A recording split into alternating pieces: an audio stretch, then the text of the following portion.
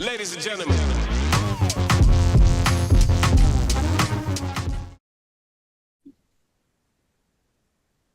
So I guess we could start with what inspired you to write Shinbone Lane? It goes back, I think it's almost 20 years now, when I was doing an interview for some freelance work. I'm a baby boomer. The young man interviewing me was Gen X. Oh. And we had a really good conversation. It turns out it wasn't like a really good fit. I think we realized that early on, Mhm. but we liked talking with each other. So we were at this coffee shop and we talked about our lives and our backgrounds. And I talked some about coming to San Francisco as a young person in the 70s with about $200 in my pocket, a banjo, a beret, and a plan to stay for a couple of weeks. Mhm. And I wound up staying almost 30 years, building a whole life there. And just talking about how easy it was at that time. I stayed with a friend of a friend, and within days, I had a little room in a Victorian flat that I shared with two other women. It was $79 a month. You could get a fast pass, which would take you all over the city, like a bus, a muni ride, a cable car, for $11 a month. You could go anywhere. And at that time, young people, at least from the baby boomers, probably, so many of us were on the move because it was so easy to just take off and explore, you know. And he said to me at one point, he said, "That sounds like a fairy tale." Mhm. To him and what he was up against, uh, prices for housing in particular, but other things, but I think housing was the main thing, had escalated so much, it put a damper on everything, I think everywhere. Mhm. And it's only escalated since then, you know. And so I got this idea. It was sort of like a big insight that, oh, yeah, a lot of people didn't experience that. They don't have any idea what it was like. And I thought, someday maybe I should write about that in some form. So that was the first idea there. That's really cool. And how did you choose the title of Shinbone Lane for your book? What significance does it hold for you? Okay, that's kind of a fun story because I had just started into it and I was, trying to come up with a good name. I knew where it would be. It would be up the 29th Street Hill, just a little ways from where my husband and I raised our family. I mean, I lived in this neighborhood for years, so I knew it well. So I knew where I was putting my fictional lane. But then I just couldn't think of what I should name it. And I was kind of coming up with like more flowery kinds of things. And I knew that was like all wrong. And so I just happened to mention to my husband in passing, like, I'm starting to, try and come up with a name for this lane. And he just threw out, I think kind of as a joke, like, how about Shinbone? You know?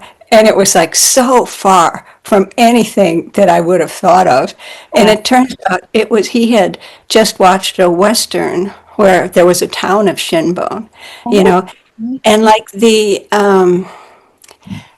loves westerns. So, but the initial imagery would go with like maybe the shin bone of a cattle in the desert somewhere. But I thought about it and I thought, this is really an interesting idea. It gives me an opportunity to come up with a story of how a lane in San Francisco came to be called Shinbone.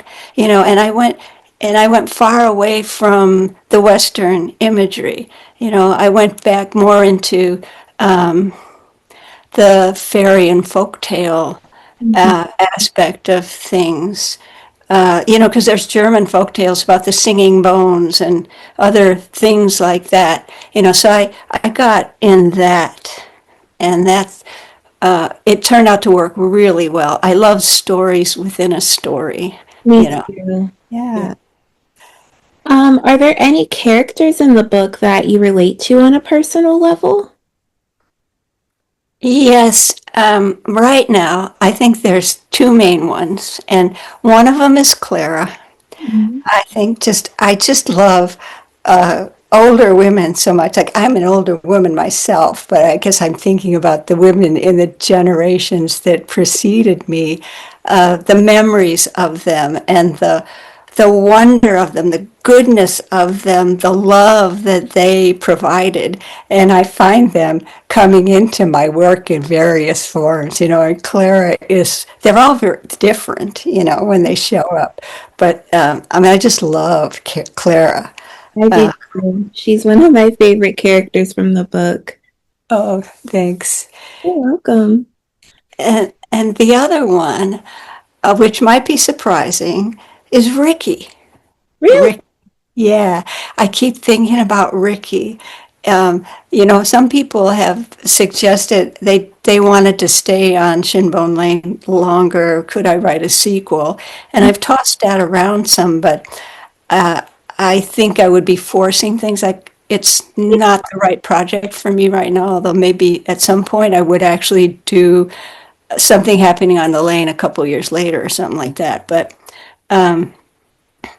Ricky, even from his birth, things started out so rough and difficult for him. And then, yeah, he did things, bad things that people still hold against him. And so, but I sense there's this goodness within him that he's struggling with to come out ahead. But I feel like there's possibility for him. And if I were to explore anybody's future, I think I might go there first, just out of curiosity, like what would his life turn out to be? Yeah, that would be really cool. Yeah. What's your writing process like? How did you go about planning out all of the chapters? Oh, well, I tend not to plan them out. And when I try to do that, I feel constricted and the creative flow just sort of dries up. Yeah. Yeah. So I will think about a scene. I have to come up with a good starting, kind of a good premise and a good place, and that like beginning few lines of the book. It has to be really good. It has to pull me in. I have to really want to be there. And then, yeah, and then as I work out the scene itself, it doesn't have to be great. I can go back and I can work it out later in edits and stuff, but that beginning has to be really good. And then I think, well, what should happen next? Where should this go? What should the next scene be? So I sort of do that scene by scene. And then I'll sit down. Usually it's in the morning, early in the morning, because I have a full-time editing job. So it's like in those really wonderful, that early morning time before my husband is up and everything is quiet. Yeah. And so I'll be thinking about, okay, how does this scene begin? And then once again, I have to have a really good beginning. I've got to get a good sentence there, and I will work and work and work on that until it like grabs me. And then it's kind of easy to do a draft and then the next scene and the next and the next. And then I work in Scrivener, so it's really easy to move things around as you discover the story and realize, oh, this can't possibly happen here. It's going to have to be here, or whole things will have to go. But I find I love that flexibility. It's just so easy to move things and shape the story. Yeah. What was the most challenging scene for you to write? I think there were two of them. The two scenes that involve violence, Mhm. because I'm not the kind of person who won't ever have some bad things happen. I mean, I had bad things happen in my youth, so it's like that's part of me. That's part of the way I see the world. Good can override it. Love, really, really gets us through everything, making those connections. But it's stuff we have to get through too, you know. So the violence needed to be there, but I had to think about the reader and the story. I don't want it to like dominate too much. I don't want to give too much information, you know, figure out how do I get just the right amount so people get it, it works for the story, and then you move on. Those were the hardest parts, Yeah. you know. And how do you handle writer's block or creative doubt? Hmm. Well, I think the main thing for me is just accepting it because it used to be in the past. It would come upon me and I would think all is lost. It's gone forever. I'm no good. I can't do this. And I mean, I would really just drop writing for years. You know, I would think I can't do it. It's, you know, and then it really wasn't until I finally made a commitment to tell one particular story, like really committed to it, Mm, that then, you know, the difficult days or whatever, they didn't matter because I was committed, you know. right. And so then I would just show up and trust that it would come back, you know, if I was feeling brain dead on a particular day or something, you know. I could relate to that. That happened to me. I didn't write for years after I lost my grandmother. I just didn't feel like I had the creative mind I used to have after I lost her. And then it wasn't until I wrote Loretta that I felt my creative juices flowing again and I fell in love with it. Oh, that's wonderful. Yeah. It's like your grandmother is still with you, you Yeah. know, in a different form, but in your heart, Mm, helping you write. keep going. Yeah, that's beautiful. Thank you. Are there any specific cultural influences that shape the world or characters in your book? Yes, you know, I was thinking about that earlier. And even though the book itself is totally not political, it's Right. just, but it was a lot of political stuff in the wider environment that Mhm. enabled so many people to have this sense of optimism. There was civil rights. People were speaking out, making headway, you know, voting rights, and then also women's rights. Women were in the 70s, we got the right to have our own credit. We didn't have that before. And, I mean, just all everywhere. And the demonstrations against the war in Vietnam were huge, you know. And it was just a wonderful feeling, even though these terrible things happened like they do. JFK, Martin Luther King Jr., Bobby Kennedy, those assassinations, you know, and other things. But still, there was this feeling of we can do anything, we can make things better. We were naive, you know, but that sense of possibility is very much a part, like an underlying thing under that book. You know, it was before Ronald Reagan was elected in 1980, which like, oh, you know, so. And how did you know you wanted to become an author?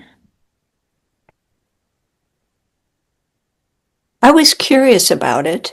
Even in high school, I had this really austere English teacher, Mhm. Mrs. Daly, Virginia Daly, and there was rumors that she had actually written a novel. And I mean, at the time, I thought you had to be like her to be a writer. You know, and I thought, well, I'll never be able to do that. But I was really curious, you know.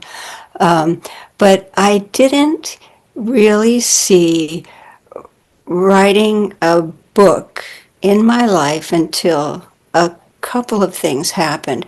And one of them was I was working with a sister who does graphics design, and she had clients in Silicon Valley who needed user manuals at a time when people actually handed you these big, thick manuals if you bought a piece of hardware.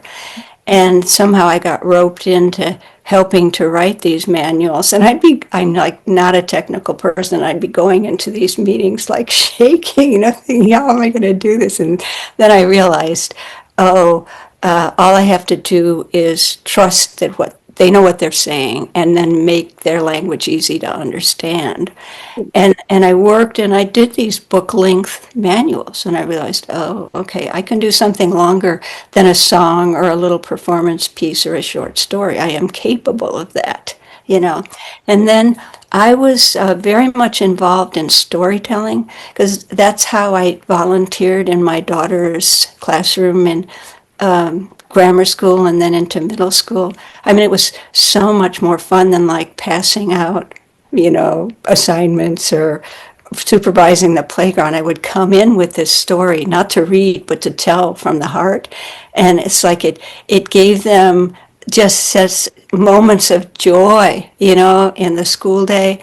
And I got really involved in storytelling for a time. There was a program at Dominican. It was college at the time. It's a university now. And it was like something like 18 units, and you get a certificate in storytelling. And I did some of it professionally. But people would often do, and they still do, a combination of like folk tales and personal stories. And then I tried to, and I did come up with a few personal stories, but most of my personal stories were actually too dark. You can't just stand up and dump them on an audience, you know? It's like it just doesn't work. And then I thought, but I would like to tell this story.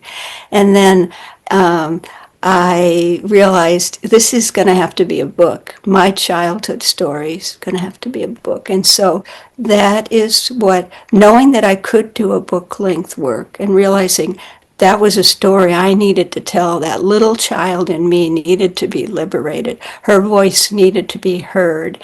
And it is in a first person narrative. And that was my first book. And what do you hope that your readers take away from Shinbone Lane? Shinbone Lane, I was thinking it's different for every book. And so for Shinbone Lane, I think part of it is that sense of possibility, that amazing things can happen. And that healing is really possible too. Kind of no matter what happens, you can find people to connect with who will help you. They are there, they are here in this world. And so I think those are two big messages. And I also think on a sort of a different level, it's a bit of nostalgia for people who lived through it. And it's also a fun thing for people who didn't, to like say, oh, I kind of see what that time was like, from reading that. Oh, and then another thing is, I particularly love books that have beautiful language. And so I really like to give people beautiful language to enjoy. Did you traditionally publish your book or did you self-publish? I self-published. I have published 8 books now so far. Amazing. Yeah, and it started out with the memoir because there were 2 publishers. I had an offer from one publisher, and it was a really good publisher, Creative Arts Books in San Francisco. They'd published the Poet Laureate and other pretty well-known people. But right before signing, they went bankrupt. And I'm so glad I didn't sign, because I would have been tied up and all, it would have been their property and all this. And so then, I was querying and trying to contact small publishers, and I would get like encouraging notes, but not like, oh, we really want this. But then I read somewhere, oh, one good way to get published is to enter a contest. So I looked at contests. I found one, I entered and I won, what you win a publication. But unfortunately, this publisher, things were just starting to shift, and print on demand was coming on the scene, and this publisher was trying to figure out how she was going to do it. She did a few books and then she kind of put everything on hold. And it's like so many of us, I'd say maybe there were 7 or 8 of us who were like in this little group waiting to be published, and we were waiting and waiting and waiting and waiting and waiting. And kind of one by one, we just pulled off, and said, I want my rights back. I can't wait any longer because I think it was about 3 years Oh, wow. waiting. I know. But it's like when you have a deal, it's like you want to hold on, or I did, you know. But then I thought after that, well, I thought I was so old at the time, but oh, I thought I could, something like that could happen again. I could spend a couple years finding something or someone and then like having it fall apart again. So I thought there's a lot of promise, things are changing. I'll go my on my own, form my own little company. And I figured once I made that decision, I just decided to stick with it. That's amazing. I'm traditionally published, but I've been exploring eventually self-publishing myself. Yeah. Yeah.